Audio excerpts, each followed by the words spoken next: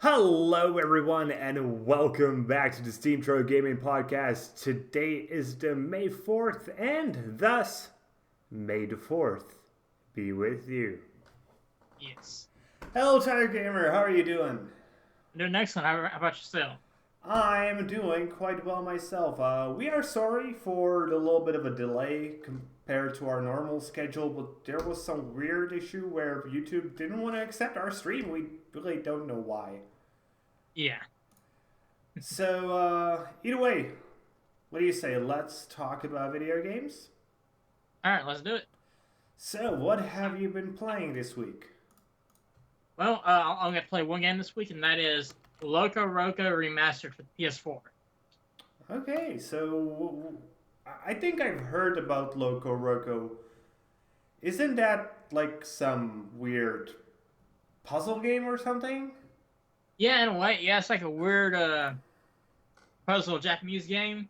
Mm-hmm. We play these things called Rocos, and the main goal of the game is to save as many Rocos as you can in each level.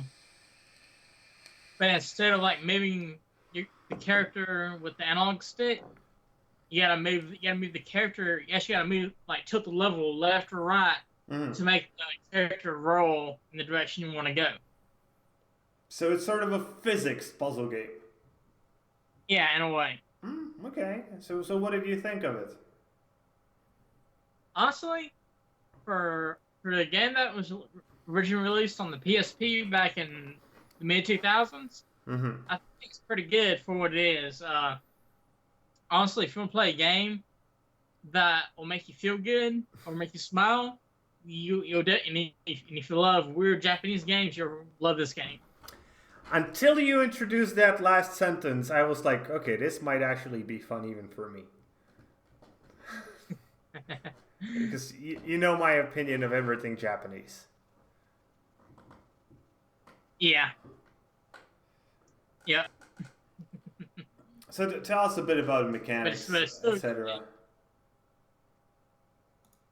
Well, for the most part, like I said, you just took the level left or right with the two triggers, and you use it in order to jump. To make the Rocos jump, you actually gotta hold both triggers down to make them jump. So, and if you need to get through a small space, but you have grown so much in the level, you can actually like make the Roco break down to like smaller Rocos to fit through small cracks. So there's that too. Interesting. Yeah.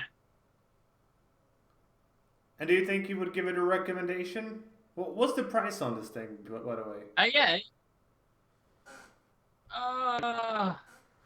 Remember I got this game on sale. Let me look that up real quick. I remember it not being that expensive, so... So it's probably not that bad? What's that? And it's probably not that bad. Nope. So here it seems to be like $16, $17 plus tax on eBay, what I see. Yeah.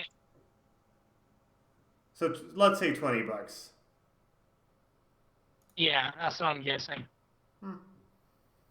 But for 20 bucks, that actually seems quite pricey for such a, let's say, indie, not that impressive title. Well, it's not really indie. It's actually made by Sony. So. Well, you know what I mean. Indie doesn't necessarily mean it's coming from a small studio. It more is about what the gameplay is like.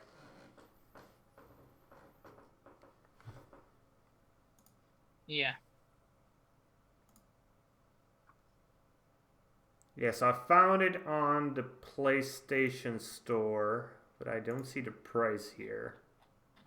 It's weird when the store doesn't show the price. Yeah. Okay, it's on a huge sale right now for like 10 bucks. Yeah, okay. Yeah. Yeah, I see it on here too. Maybe even less. That's how much is that? In fact, from what I can see here, yeah, the first game, Loco Roco Remastered, is like around 10, like something like that. Well, over here in the US, maybe like around 7. And you can also get Loco Roco 2 Remastered for $7, $8 right now. So Yeah, here in what I found right now, it's $7, but it has a 61% sale that's going on yeah, currently. yeah. So that's a I big got sale. I got this game a while back, so that's why I don't remember the price for it. So Yeah, that makes sense. yeah, So in the end, thumbs up or thumbs down? I would say a half a thumb, like in the middle. Well, what do you Right? mean by that? You may like it, you may not. Hmm. Is there like a demo version available? I don't think so. Hmm. That sucks. Whenever you like say some people will like it, some people will not like it. That's exactly the moment I wish there was a demo version available. Like even a single level just to Yeah, show you what exactly the game is about. yeah. I agree with you. I agree with you there. Well, I myself this week have managed to play 2 games, and one of Okay. them I have been really happy with, and the other one I have been so heavily disappointed with that I'm just gonna blame you for it. Because it was a game you recommended last week. Well, hey, full disclosure, in Mm-hmm. our recommendations, we haven't played the games. That's what they're called, recommendations. Yeah, obviously. But I'm still gonna blame you. So the uh, game was called Fate Silence. And I am surprised. I am surprised you actually play that game. so I'm yeah, surprised you. and there's good reasons for that. This is not a genre I would normally pick up. Survival Yeah, games are not really my thing. But yeah, no, we here in the Czech Republic, we did have a completely free day on Wednesday, and my girlfriend was somewhere, so I couldn't really have spent it with her. So I decided, you know what, I'll give it a try. And I was severely disappointed. And let me start with the big and important thing. The technical state of this game is abysmal. mm, I played like 40 minutes of this game before I uninstalled it and asked for a refund. During that time, the game crashed for me at least 3 times. wow. And I mean, like, crashed, like, just completely stopped working. I had to reboot my computer. Oh wow. So, yeah, that part was not fun. And once I actually got through the section where it seemed to crash, it worked for like half an hour without a hiccup. But, you know, still, it was like after 10 minutes, I got a crash, restarted, had to go through the first initial 10 minutes, just got a crash. This happened like 3 times. And then I played Dang. for like half an hour. And I was severely bored. And that might not surprise you when I say that survival games are not my genre. You might be like, maybe this game just wasn't really meant for him. And yeah, that's a possibility, for sure. But even the parts which I thought I would enjoy, which was mostly the combat, because I wouldn't really care less about, you know, building a base and gathering followers. But the combat itself was boring as heck, at least in the initial first hour. Hmm. The first enemies I got to fight were stationary, Huh. and they didn't attack you back. Huh. They were just standing there and you just smashed them a few times. Like, well, I think they would have maybe attacked me back, but the thing is, each attack restarted their attack sequence, and you could attack faster then their attack sequence would load. Oh wow. So they were super easy, and this is supposedly to host sort of Dark Soulsy like combat. Hmm. I didn't feel like that at all. Okay, not to lie. There was one enemy that moved, and he was there during the tutorial to teach you about dodging, and he just ran past you and exploded. Huh. That was his shtick. He wasn't like, okay, you have to I'm gonna teach you about dodging, and then I'm gonna teach you about the fact that you have to time your attack so I'm dead and I just don't stop, turn around and run at you again. No, he just ran past me and exploded on the wall. What the fuck? And I really cannot recommend this game, even to survival lovers, nor to Dark Souls lovers. There are better games in the survival genre. There are better games in the Dark Souls genre. Yeah, I know. If you want to play one game that takes both of it, sure. But this game is still $40. It's pretty expensive, so just buy 2 games and you will be much more happy, I think. Yeah. And Tiger, don't ever dare recommend such a crappy game to me again. Oh, I will. Don't worry. I'm sure you will. Dude. I didn't even expect you to actually play the game. Yeah, I surprised the shit out of you with this one, didn't I? Yeah, you did. Okay, the second game, which I actually was really happy with, is Mordhau.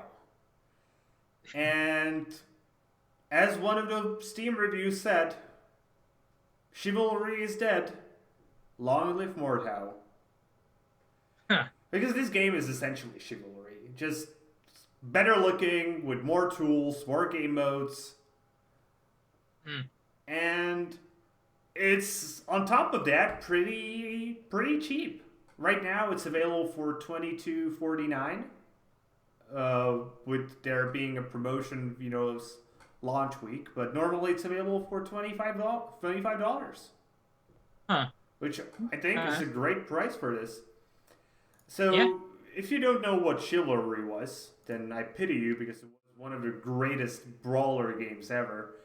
It's a medieval simulator that tries to sort of take medieval combat sort of seriously. There's parrying, there's blocking. You die quickly, like really quickly. Like you can get one shot very easily. If somebody hits you in the head, like with a heavy weapon, you're fucked. You just die. Like, there's one absurd thing. The rocks in this game are insanely powerful.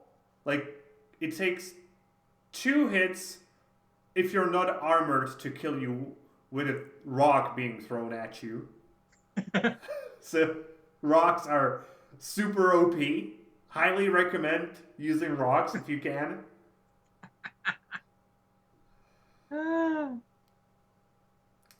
But yeah, this is, I think, For Honor wanted to be the casual version of this.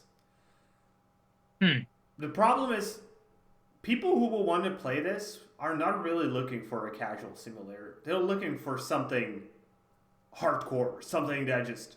Yeah. You need to look every single second and make sure you're doing it correctly. And on top of that, compared to Chivalry, not only does it look better, which is sort of, expected, it brings you a few different modes. So, yeah, it's, your typical deathmatch, your typical team-on-team. But because we live in the current era, it also scores a Battle Royale mode for some reason. How does that work? As you would expect. you get spawned in and you try to find a weapon and you try to murder everybody. Oh. The problem is if you don't find a weapon quickly, you're just dead.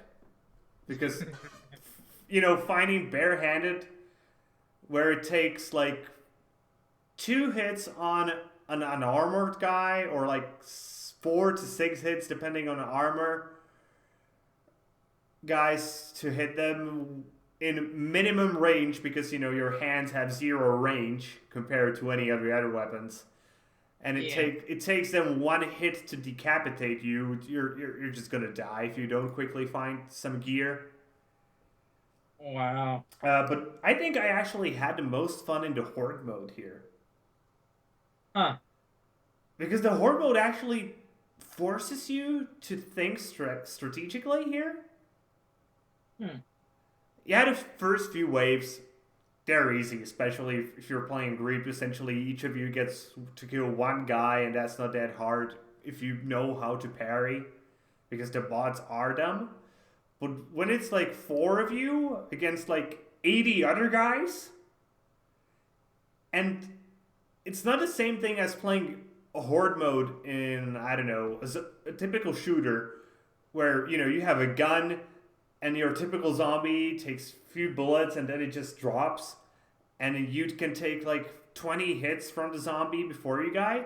No, if they get to you, and you will die in a single hit, because, they have 2-handers. Okay, one question. In the horde mode, what do you fight against in this game? So you fight against... It starts as peasants, mostly.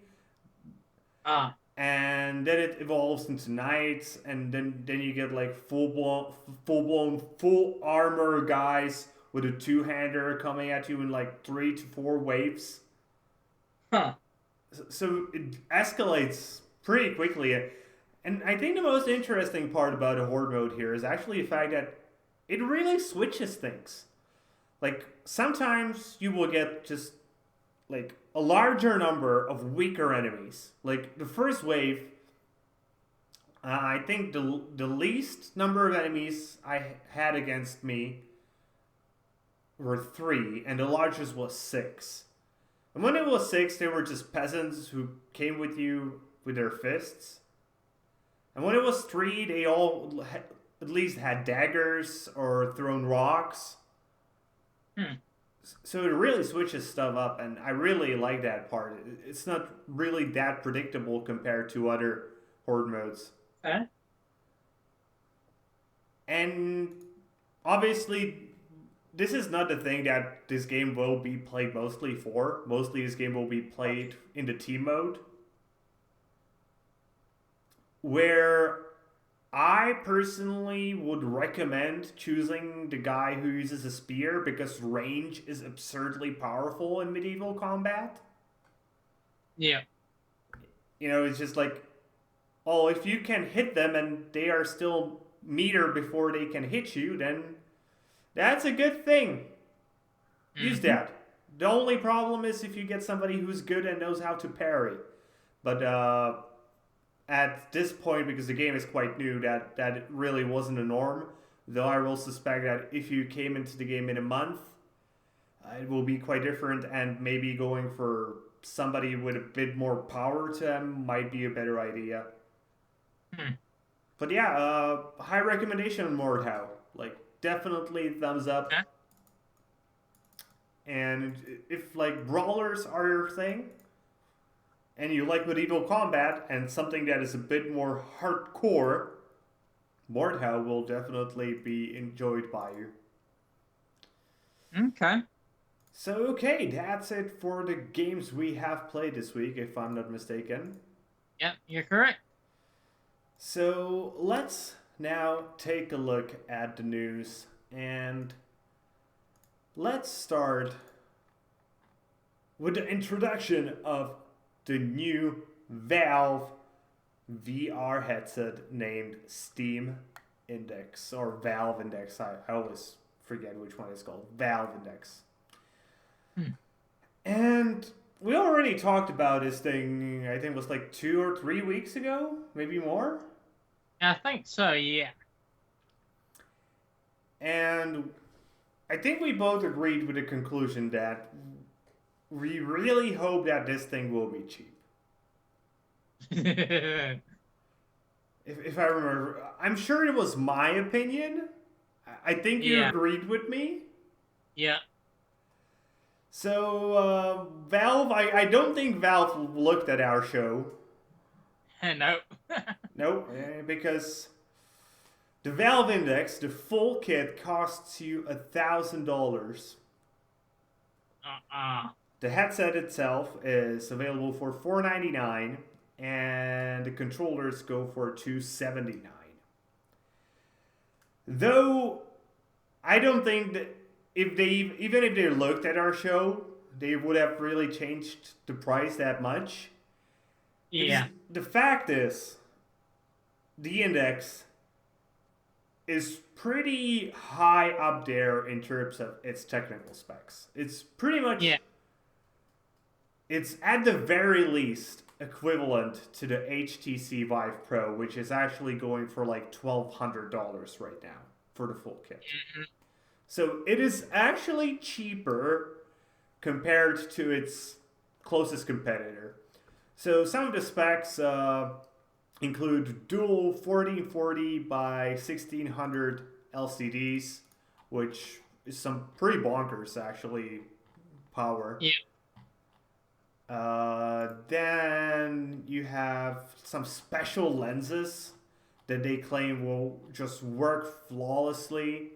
The display is capable of running at 120 hertz all the time. It actually even has a 144 hertz mode, which Hmm.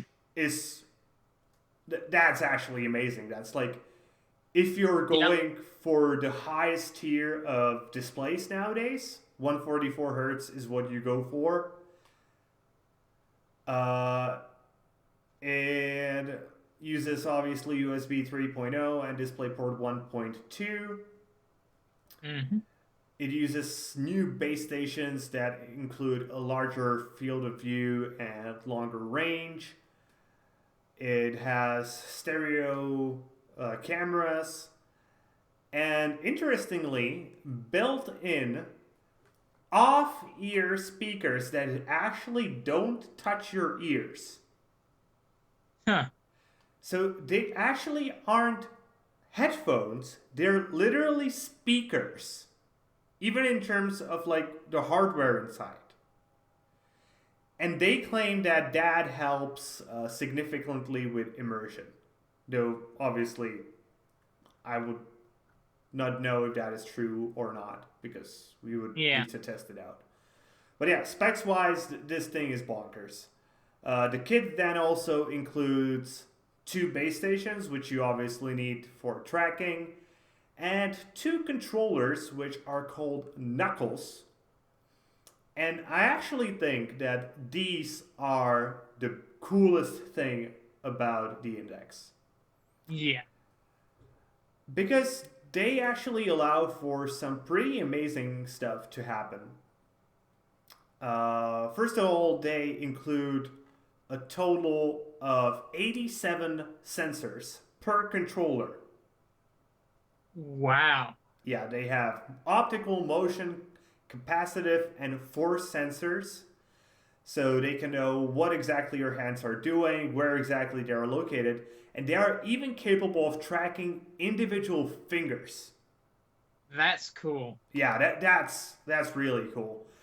And the way they are designed, they sort of look like you can actually like squeeze them sort of. Allows you to perform a lot of stuff directly with your hands without like pushing buttons. They allow stuff like, pick up, dropping stuff, throwing, grabbing, squeezing, and even making gestures simply by using your hands. That is really cool. Yeah, that's actually the part I really like about the Index. Like, if I already owned, let's say, the HTC Vive, I would buy just the controllers. And obviously, there are also backwards compatible. They have a little joystick on them and some buttons, so they work with older games, that are not designed to work directly with them. Yeah. But there is one problem I have with the index. And that is the fact that for some reason it is more expensive in Europe. And you might be saying, okay, that's just them trying to keep the prices the same all around the world because, the euro actually is worth more than the dollar. If I remember correctly, it's like 1.2 euros per every dollar, something like that. Let me actually check that so I'm not lying. 1 euro to USD. 1 euro is $1.12. So that's why I'm always complaining that we Europeans are getting screwed on the price of games when they cost exactly the same. Yeah. But the thing is, for some reason, not only they are getting more money because the euro is stronger, they're actually asking for more money.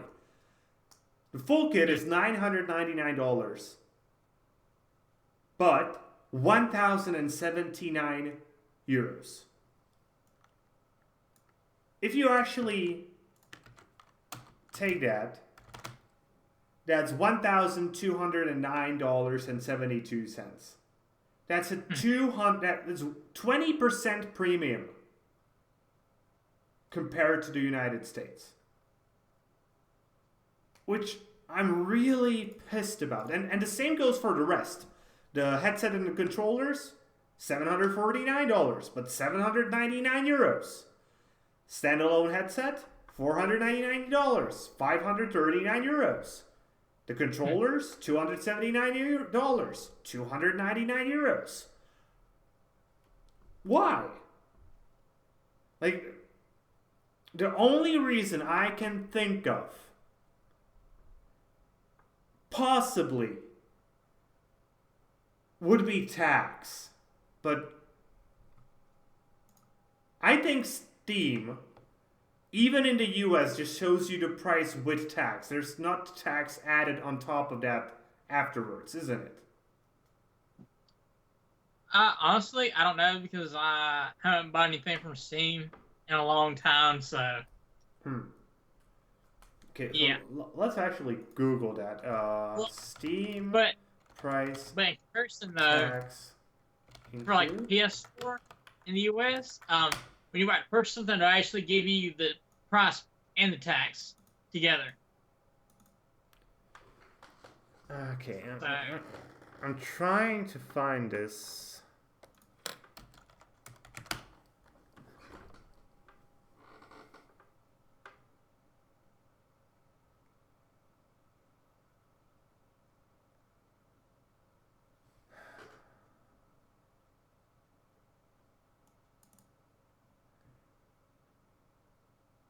Okay, so I actually found, it seems that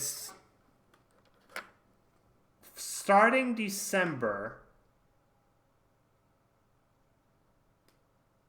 no, starting October, there is actually tax added on top of that price. But it started in October due to a Supreme Court ruling. So that might be the reason. If that is the reason, then that would actually be fine. But still, I would still love to hear somebody like tell me whether it is actually true or not. Yeah. Honestly, though, this, personally, I would just wait for more cheaper alternative to this.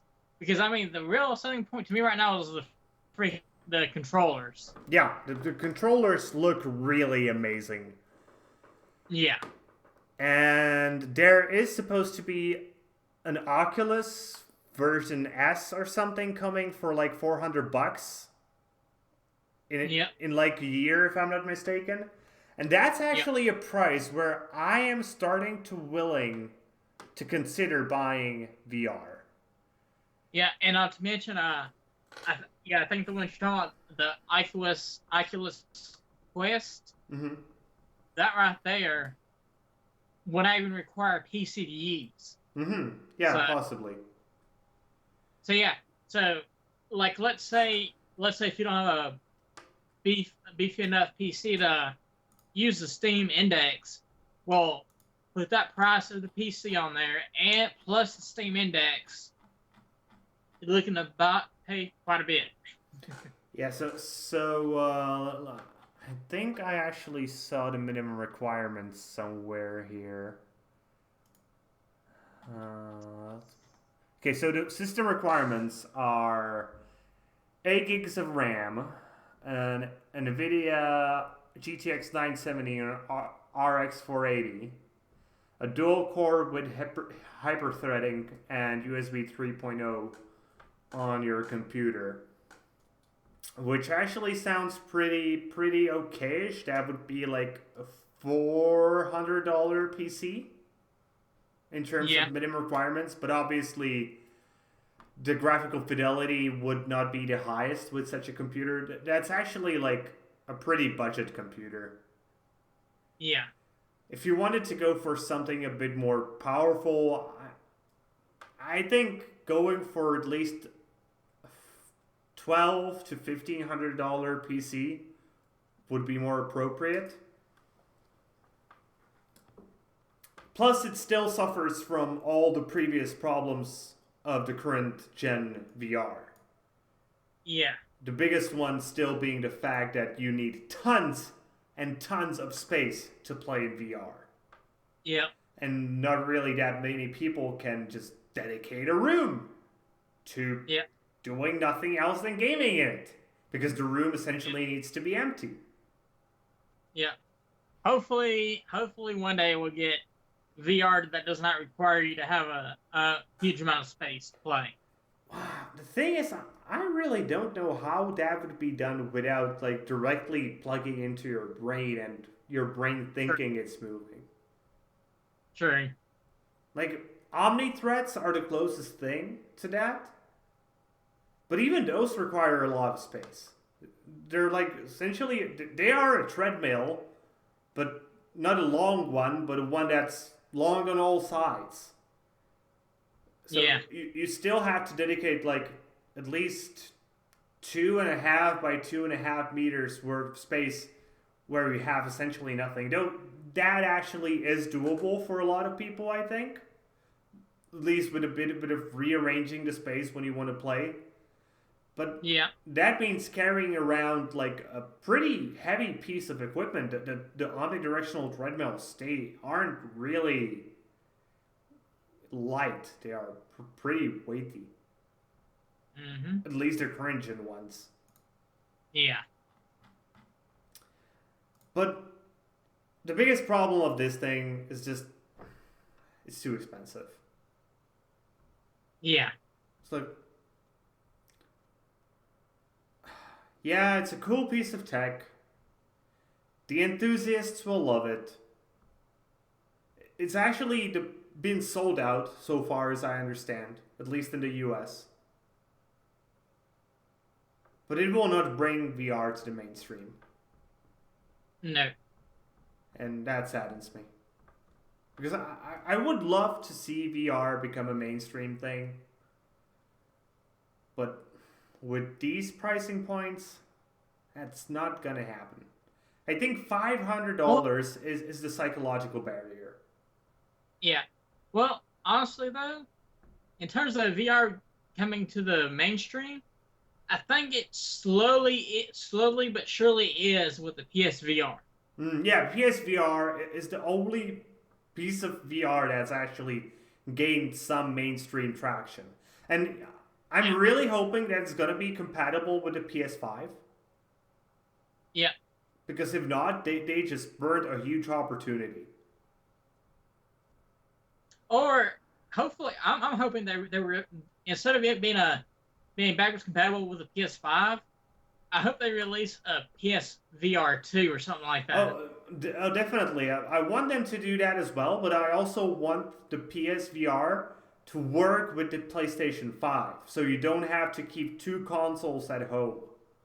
So you can True. just use one and like give the old one to your kid. Hmm. Yeah, because honestly, PSVR, uh, in terms of sensors, it only uses this as a Yeah, sensor. I know. This thing right here. If you like if you need to turn around in a game, it's really hard to because it needs the lights on the VR headset to actually sense where you're at. Hmm. So yeah, So you're hoping mostly for better base stations. yeah, And since we are on the topic of the PlayStation 5, yeah. Good so segue. we actually have a pretty much a confirmation that the PlayStation 5 will be coming in 2020. This confirmation is actually coming from AMD out of all places, as they had their Quarter 1 2019 financial briefing, and the president of AMD, Dr. Lisa Su, said that the company is pleased with its partnership with Sony on its next gen consoles. Hmm. And that's actually not where the confirmation comes from, but that comes from the fact that she was talking that AMD should actually be expecting that part of its business will go down significantly in 2019, which is the semi custom CPUs, which are actually the stuff that's used in current gen consoles, both of them, both in the Xbox and both in the PlayStation. Mm-hmm. And that sort of makes sense that you would expect the business to go down. You know, the PlayStation has been out there on the market for quite some time. It's almost 6 years. Yeah. But she also said that she expects that the semi custom will return to a growth business for us in 2020 and beyond, without talking about any specific customer. So we do know that the PlayStation 5 will be using AMD stuff. I think Xbox is probably going to be using it as well. I think. Yeah, I don't think possible. it has been confirmed, but the only other real CPU maker for them would be Intel, and Intel is more for focusing on the server side of things, etc., etc. Yeah. Plus, AMD, if I'm not mistaken, is also going to be working with Google on their Stadia project, if I remember correctly. Mm-hmm. And it would make sense that AMD would be just expecting to make a huge profit out of their semi-custom built CPUs if Yeah. that's the year when this PlayStation 5 will be launching. Hmm. Yeah. And we also had a second piece of news about the PlayStation 5, and this one was actually a leak by a guy named Benji Sales, who is an industry insider. And he tweeted this one thing that I don't think. Oh, shucks. I don't think Sony was really happy to him be tweeting it aloud, because he deleted it quite quickly. So the tweet reads: It's looking like the PS5 kit is running a nearly 13 teraflops GPU, pairing Wow. with a Zen 2 CPU and hopefully a ton of ultra fast RAM, and it's a beast. And yeah, the tweet got really quickly removed, with him saying just, please ignore the previous tweet. Won't be doing that again. Yeah, you won't. This is this is where you can be sure Sony will not be sending you their next developer kit. Yeah. But back to the information he actually tweeted. 13 teraflops of GPU power. Man, that is a big-ass number. Yeah. To give you a comparison to something that is on the market currently, an overclocked RTX 2060 can push out about roughly 13 teraflops, and a base clock RTX 2070 can do the same. And those really aren't entry-level GPUs. Yeah. So I've actually, before the show, I've made a bit of looking up, and PCs, like full-blown built PCs with everything that will just work straight out of the box in a similar way a PlayStation would work, would a 2060 start at around 1300 USD with tax, and ones with a 2070 start at roughly 1500 USD with tax. So yeah, that's not the cheapest computer. No.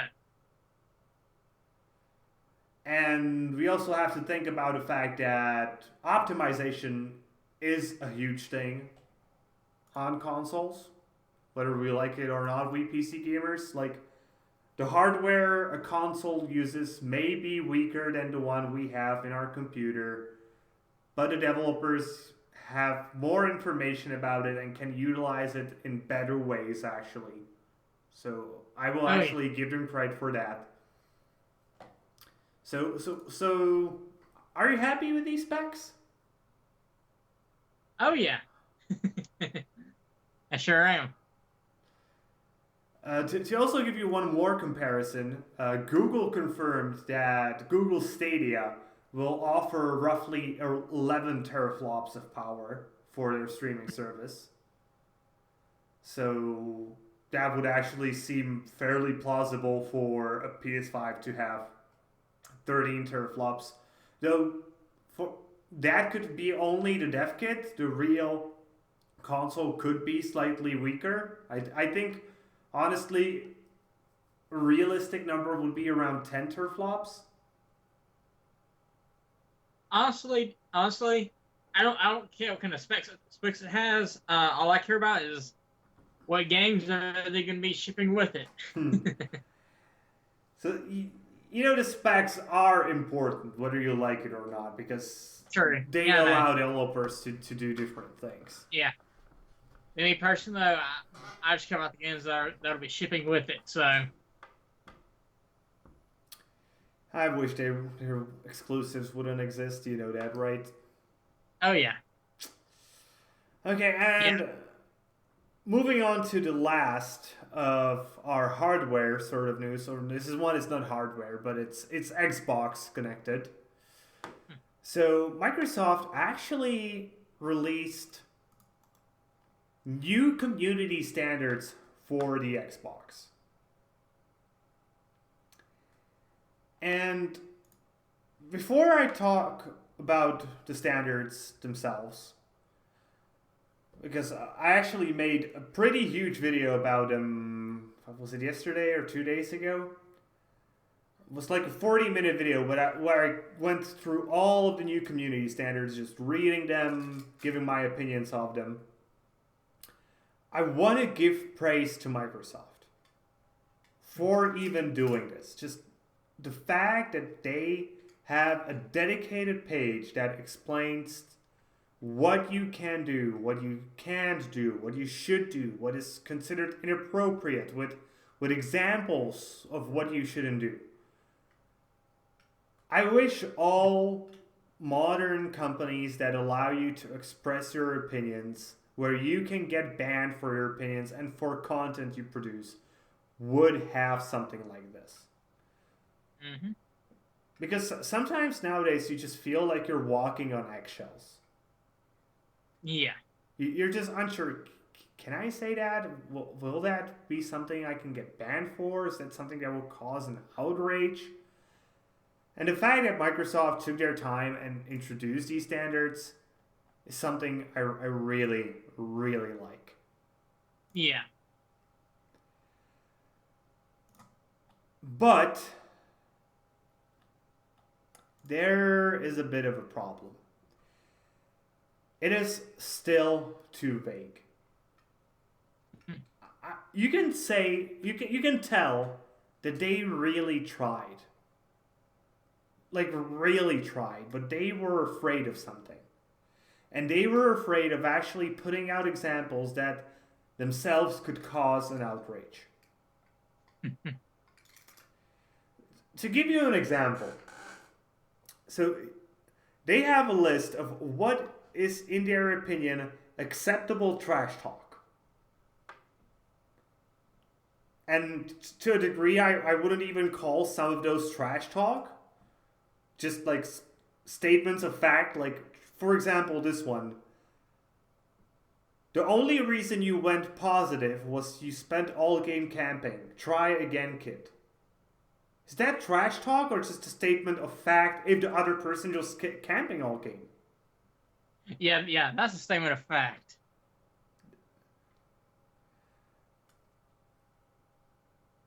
On the other hand, what they say is going too far is said like this.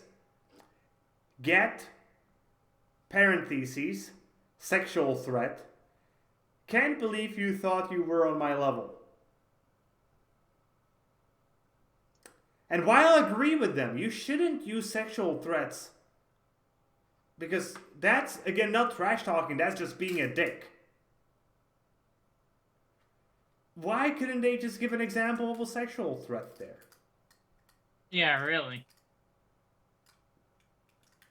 The only time when they go for like a direct comparison is actually the one, is essentially the same one as the first one that I said isn't trash talk.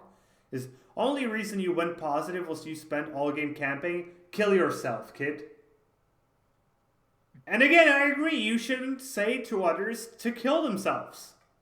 Yeah. That's just being a dick. But, really? Also, they say that you shouldn't be trolling, which I disagree with. Yeah. Because, yes, trolling can go too far. Mm-hmm. But well done trolling is hilarious. Yeah.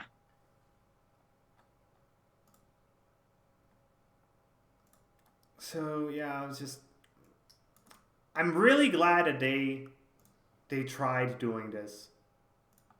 Yeah. But I think they could have done a better work with this if they weren't afraid of causing outrage. Which is sort of sad. Also, there was one thing I really would complain about, and that is the fact that they say you should be a force for good. Always. Which I disagree with. I think not being a force for bad, that is something they should say, but they shouldn't tell you to be a force for good.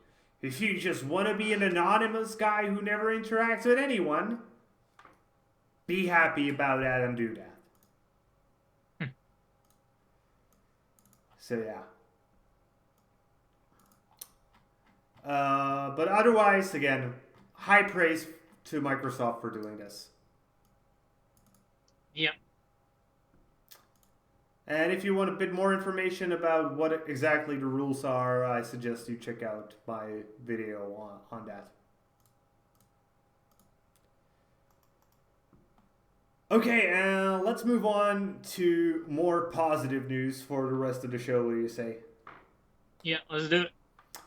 Starting with something I'm more than happy to say, a Saints Row movie has been announced. Ah.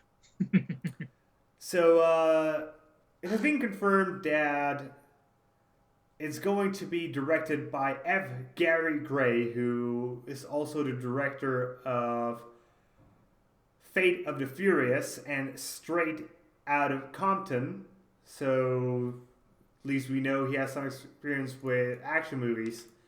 And I gotta say, Saints Row actually sounds like a great story for a B-grade Yeah, action flick. yeah.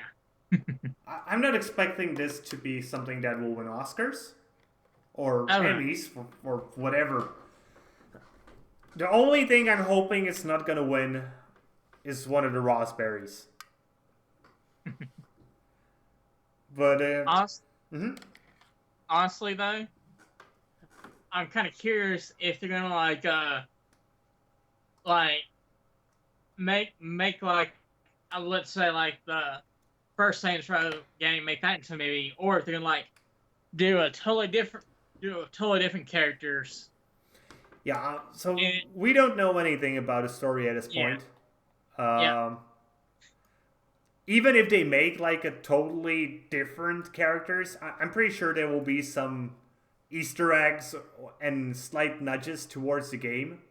And if they're not, they're yeah. idiots. But yeah, I will definitely be keeping in my eye on this one. And once it comes out, I actually Oh, might go and see same. this one in the cinema just for the heck of it. Yeah, yeah. I can't wait to see what they do. I'm wondering if gonna go straight for the bad shit insane stuff right off the bat, or they're gonna slowly build up to that. I'm kind of curious to see how this movie will turn out. You know what? I think thanks to the MCU, I think they will not be that afraid to also put in a bit more comedy into this. Now they do have to have the comedy because the humor of the Saints Row games, that's one of the biggest things about the series. Well, yeah, but the thing is, you know how video game movie adaptations work. Yeah, Not that well, to say the least. yeah, So they can screw this up, but hopefully they won't. yeah. Okay, moving on to our next topic, which is about the Video Game Hall of Fame, which indicted 3 new games into the Hall of Fame. Yeah. And 2 of them will not surprise you at all. First being Super Mario Kart No surprise there. and Mortal Kombat. No surprise there. No surprise there, but the third one might be a bit surprising to a few people because it's Solitaire. Honestly, that does not surprise me either. It surprised me when I first read the news. I was like, really? Solitaire? But after just a few minutes of thinking, I came to the conclusion that this actually makes a total amount of sense, and I'm in the end surprised that the game wasn't there earlier. Oh yeah, Because let's face it, this is probably the most played video game of all time. yeah. Mm-hmm.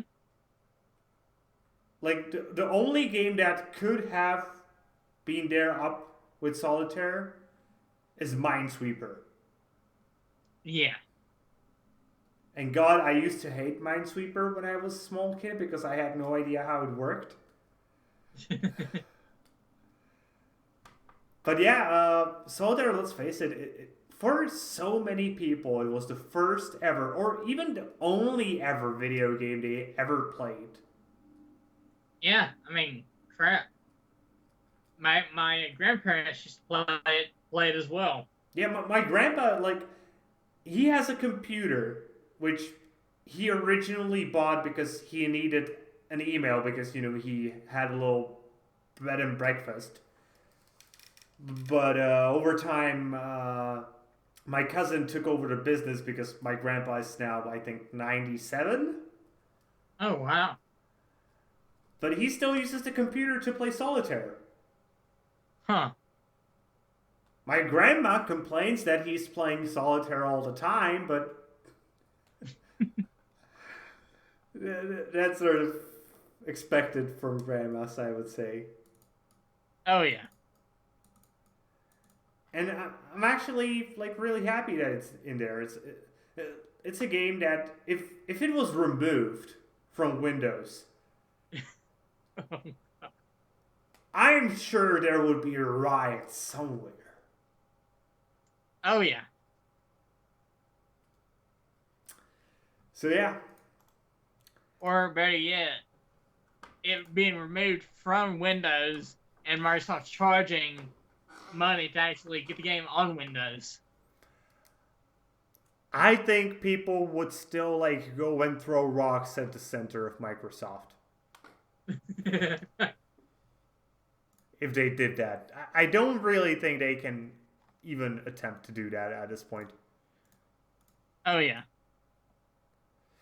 Well, and our last piece of news for today is actually an announcement of a game, or more precisely, of a Kickstarter for a game. Oh yeah. A game called Subverse. And okay, so to give you just a quick explanation of what Subverse is, its quick description on Kickstarter says, explore a wacky galaxy full of hot alien babes in this kinky new sci-fi RPG mashup. So essentially what it is Mass Effect crossed with those hentai strip games. Yeah. And the thing is, this game managed to already gather almost $2.2 million on Kickstarter. Holy hell! It has 60,000 backers almost at this point. It's the precise number is $2,198,076. That's a lot of money to build an erotic Mass Effect. Honestly, like I've been following this Kickstarter because honestly, I mean, yeah, it's an erotic adults only game, but it's gonna be a hopefully a quality erotic adults game. Yeah. I don't think the story will be great because, you know, it will have to always be playing around that erotic part. And let's face it, if you've seen a porno, you know that they don't really do storylines that well. Yeah. But in terms of the gameplay, it could actually be great if done properly. Oh yeah. So yeah, I don't think this is a game I'm gonna play because I really don't care about erotic games. But yeah, I'm not saying it's gonna be a bad game. Hopefully, it will be. It will be good. Oh yeah. And there are a lot of mechanics that actually sound like that could be quite cool. Like, for example, the fact that if you do better in combat, there is a better chance that your crew will be willing to sleep with you. And that's actually like a huge thing for a lot of players. Like, yeah, I really want to bang that one. That means I have to shoot really well.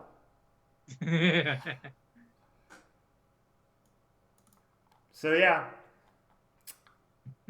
Mass Effect with jiggly boobs and more nakedness.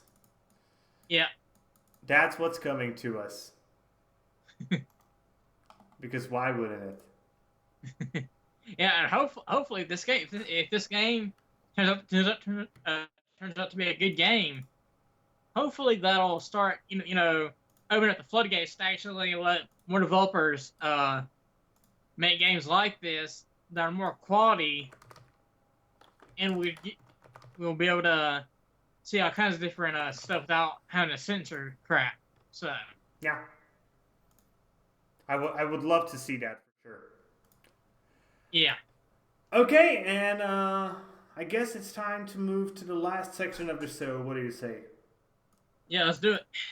Recommendations, and I'll start with a game that actually looks really interesting. This is a game called PAX Nova, and this is a 4X strategy game that's releasing on May 9th that is set in space, Hmm. which is not really something that you often get to see for 4X strategy games. I think the last one that actually did this well was probably Alpha Centauri from Sid Meier. And yeah, there are obviously tons of good sci-fi grand strategy games, but 4X is not really done that often. And this one seems to have a lot of fidelity put behind it. And I actually might give this one a try. Okay. What about you? Oh, the first game I get to recommend is a game I've mentioned in the past, Mm-hmm. which is now coming to the PC, and that's Yakuza Kiwami 2. Okay, so what is it about? Oh, it's pretty much the continuation. It's a sequel to Yakuza Kiwami, which is pretty much a remake of the second Yakuza game. Mm-hmm. So, but yeah, if you're a PC player and you played Yakuza 0 and Kiwami, you'll like this game. You'll like this game as well. And when is it coming out? I think it's coming out May 9th, Mm-hmm. if I'm not mistaken. Yeah, I think as well. Yeah, on the May 9th. Yeah. And it's coming for $30. Yep.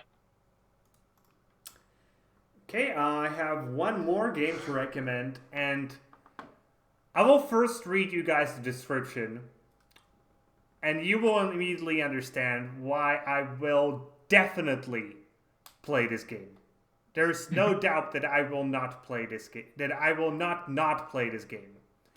This game is called Astrologaster, and it is a story-driven astrological comedy game set in Shakespearean's London, based on a truly true and truly ridiculous story. Huh. So, yeah, this just sounds like everything I would love from a game. I love comedy, and Shakespearean times can be fun. Astrology, while I hate it in real life, in gaming it sounds actually fun. And the Yeah. fact that it's based on a true story, yet it is a comedy, just intrigues me so much. Yeah, it does. So Same yeah, here. this thing is something I will be definitely trying out. All right. Well, I can't wait to see. Can't wait to hear your thoughts next week. Yeah, and it's also coming out on May 9th. Okay. And the last Well, game you have to recommend? the last game I would recommend is For the King, which is coming out for PS4, Switch, and Xbox One. So it's finally coming to consoles. Yeah. I actually remember playing this one. It wasn't something I was truly thrilled with. It wasn't something that I was like, oh man, I just want to play more and more and more of this. But it was good. So on the PC you can get it right now for $10 because it's in a 50% special promotion. And when is it coming to consoles? I was coming to the PS4 on May 7th. It's coming to the Switch on May 9th, and Xbox One May 10th. So people on the Xbox get screwed. yeah. Okay, and that's going to be it for today's show. So let's do a bit of shilling as we do usually. Do you want to go first? Yeah. You can find it on YouTube as Tiger Gamer. On Steam it at Tiger Gamer as well. Right now I'm working on my early impressions of Dreams, so look forward to that. And that is what I do. And you can find myself on YouTube at Crawls of Gaming and on Steam at Crawls, like where I do stuff about video games, video game news, and sometimes I sprinkle a bit of science in between. And with that being said, that's going to be it for today, guys. We hope you enjoyed today's show, and if you did, maybe you want to push the little like button and maybe even click the subscribe button. Either way, be sure to leave a comment on any of the topics we talked about today, and we hope to see you next time.